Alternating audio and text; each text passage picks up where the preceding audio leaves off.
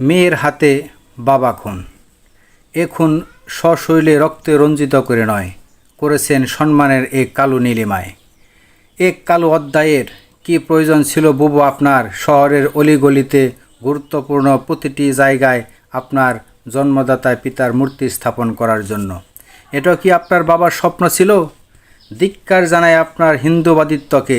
একজন মুসলমানের ঘরে জন্ম নিয়ে হিন্দুদের সাথে একত্রতা প্রকাশ করেন। শরিয়া অনুযায়ী কোনো পিতা মাতা যদি মারা যায় আর তার কবরের পাশে কোনো নেককার সন্তান যদি ইমানের সাথে সূরা ফাতিহা পড়ে, তাহলে 40 দিন তার কবর আযাব মাফ হয়ে যায়। কোনো দিন কি করেছেন তা কখনো? ধিক্কার জানায় আপনার মতো কোলাঙ্গার সন্তানের।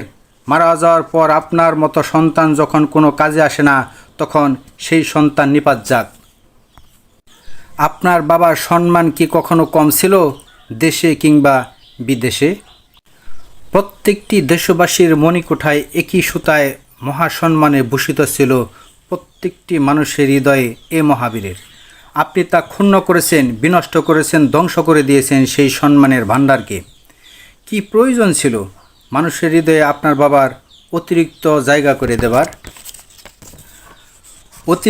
অতিরঞ্জিত কোনো কিছুই ভালো নয়, যা আজ জাতি ঘৃণা ভরে ধিক্কার জানিয়েছে। শুধু তাই নয়, কবর থেকে আপনার বাবা আপনাকে গালি দিচ্ছে, আপনাকে অভিশাপ দিচ্ছে, যে অভিশাপের কারণে আপনি আজ ক্ষমতার অতি উচ্চ আসনে অবস্থান করেও নির্লজ্জ বেহায়ার মতো পিছনের দিক দিয়ে পিছনে হটে দেশ ছাড়তে বাধ্য হয়েছেন। আপনার বাবা দেশের মানুষের জন্য রাজনীতি করেছেন, দেশের মানুষের জন্য দেশের মাটিতে জীবনকে অকাতরে বিলীন করে দিয়েছেন। পক্ষান্তরে আপনি কি করেছেন? বাংলার জমিনে আপনার বাবার যে উপাধি ছিল তা আপনি কলঙ্কিত করেছেন, কলুষিত করেছেন। আপনি দেশের এটা করেছেন, ওটা করেছেন, দেশের মানুষের জন্য নিজেকে বিলিয়ে দিয়েছেন। কোনো সরকার আপনার মতো জাতিকে এত কিছু দিতে পারেনি। তাহলে সেই জাতি সেই জনগণকে ফেলে, দেশকে ফেলে কিভাবে পিছনের দরজা দিয়ে রোহিঙ্গার মতো পালিয়ে গেলেন?